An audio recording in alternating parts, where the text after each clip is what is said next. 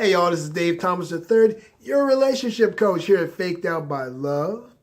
The other day, I think it was Tuesday or Wednesday, I did a video about, and I didn't get all into the subject, but I did this video about the fact that there are differences, major differences, between men and women as genders. There are major differences. There are biological differences, of course, physiological differences.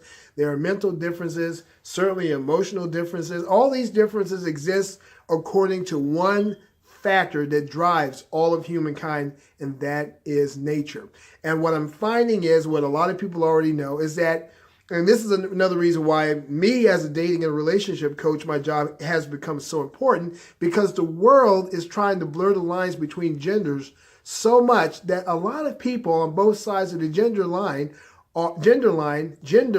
are confused, very confused. Women are not exactly sure anymore what it means to be a natural woman. Men are not exactly sure anymore what it means to be a natural man.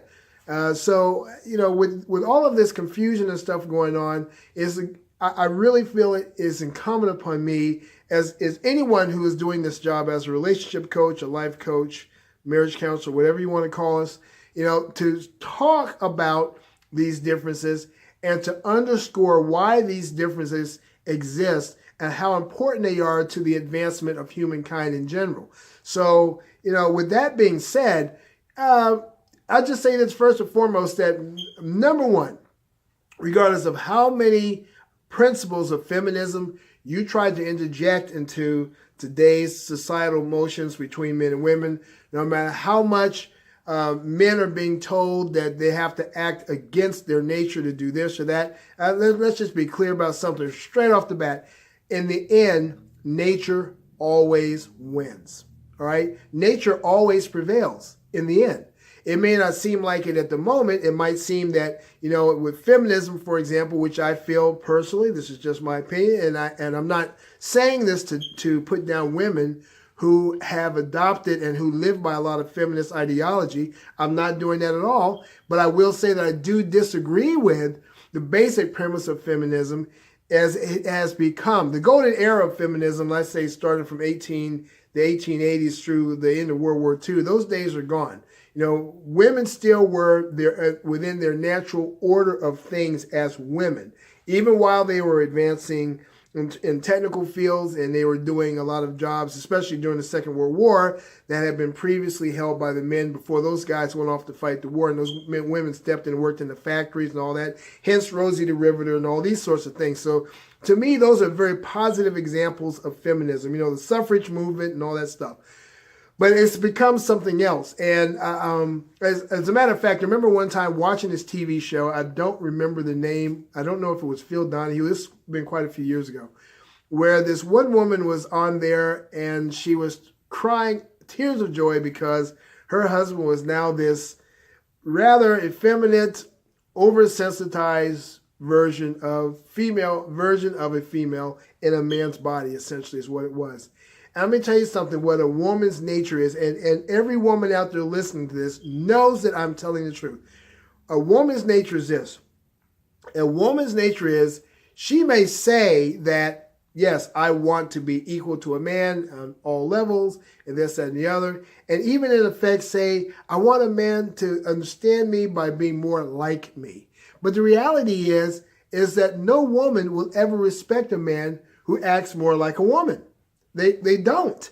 They do not respect. What a woman respects in a man is that a man behaves like a natural man. He stands up for himself. He remains true to his nature. Not overly sensitized, very logical, pretty much straight edge. You know, not to say that women can't be like that. And I'll say something else along these lines. I've always said, and I still believe it, that the true power in this world are women, but the drivers of that power are men, which is another reason why the differences between men and women are so important, because they have to complement each other. They have to mesh together to create a working version of humankind in general. When we start to mess around with trying to take the nature out of men and women and make them into something else, we're massively screwing things up. You're seeing it right now. You're seeing it in the degradation of society. You're seeing it in our schools. You're seeing it in our political circles. You're seeing it everywhere. It's having a detrimental effect. Is this to say, going back to the women, that women cannot perform on a lot of levels the same as a man can? They most certainly can.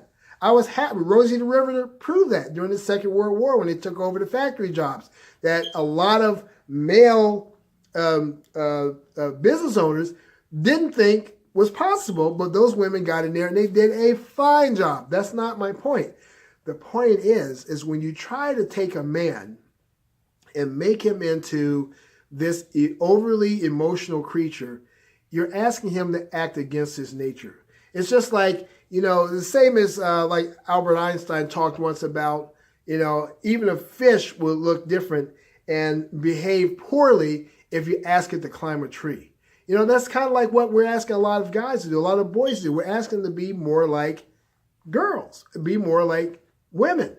And they're not. They work best when they're men, because that is the best thing that they can do. Well, that's the best contribution that they can give to womankind, is to be real, true, and natural men. Men that stick to their nature. Because in the end, it will always win out. Because like I said before, women will never respect it. Almost no woman I've ever met, and I have talked to thousands of women over the years, thousands of them, no woman respects a man who is overly emotional and who is overly sensitive, because that is the nature of women, generally speaking. Not that it's a bad thing in them, because, see, they make it work for the most part. But we as guys, we can't make it work. For example, if a guy gets into an argument with his wife or his girlfriend, it's one of the worst things that can happen to him, especially if he continues to argue with her. Why? Because she is accustomed to and built for emotional fluctuations. She can go through the emotional fluctuations and still it makes sense to her, and it will actually make sense in that situation. But a man cannot keep up with a woman's emotional fluctuations. Guess what? Because we aren't built like that. Okay? It's like taking a Tonka toy dump truck to a construction site and try to move earth. You're not going to be able to do it. We're not, the dimensions are completely different.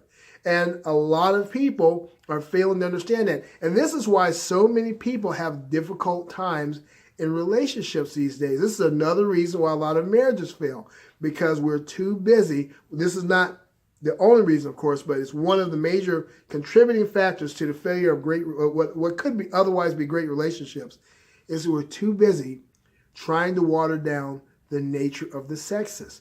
We're too busy trying to, for example, right now, so many women out there who have accomplished greatly in academics, who have accomplished greatly in business and everything else, they're absolutely miserable, because what they're finding out is there's no substitute for wanting to do the things that are natural to them, wanting to be married, wanting to raise families, wanting to be mothers over a long period. Women still have these natural yearnings for these things for the most part. Yeah, there are women out there who definitely tell you, I don't want to ever be married. I don't want to raise kids. I don't want to do any of this stuff. I get it. You're not going to get everybody straight across the board who wants to and will do the same thing. But for the most part, that is the truth. Men, in their own masculine way, want the same things. But because of the way the situation is with now in today's society, especially Western society, men have become afraid to, and I'm not saying that this is necessarily, let me just be clear about something. Just because they're afraid to get married and do all these other things doesn't mean that they should act any less than a man. It means that they have to readjust their plans for getting the things out of life that come naturally to them, like having a good wife and raising a family. So men still want to do these things too, but they're too afraid to do it, because when they do it, because the lines between the genders are so screwed up and so blurred that they cannot enjoy a successful relationship with a woman, and a lot of women cannot have and enjoy successful relationships with men until they first have to recognize that by nature there are certain things that we as men and women simply do, and that those things that we do are complementary to each other, not contradictory to each other. And the sooner we start to embrace that fact and live according to that natural state of being, then you're going to have more successful relationships. You know, we didn't have a lot of these problems back in the late 1800s through the early 1900s and 1920s and all that. People stayed married longer. True, some people should not have been married. Some people should not have stayed married, probably.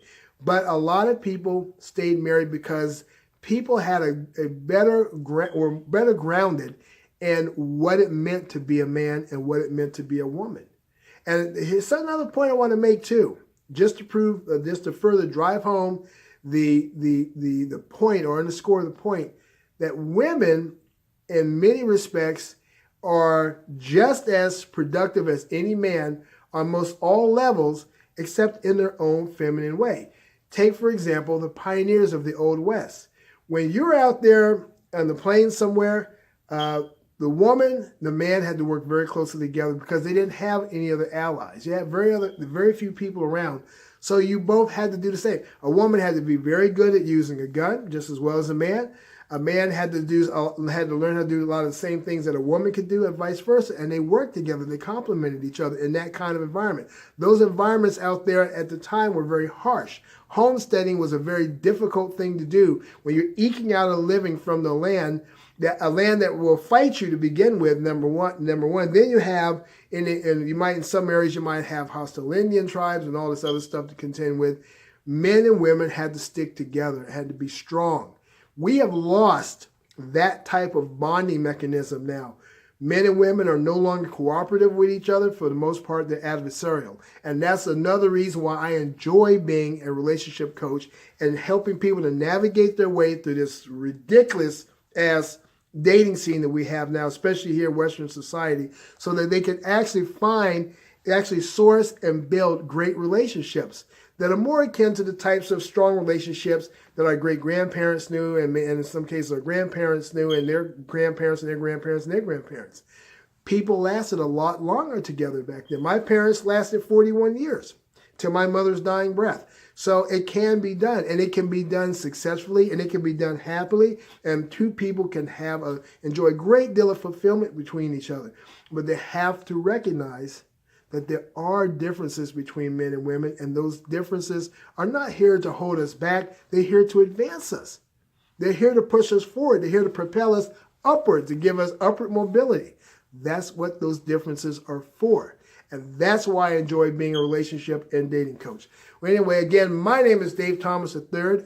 I am the guy here at Faked Out by Love. This is my YouTube channel. Be sure to hit like, share, and subscribe if you have not already subscribed to my channel. And strike a little notification bell down there. That way that every single time I upload a video, you'll be the first to know. So I hope you guys are having a great evening where you are. And I look forward to seeing you again.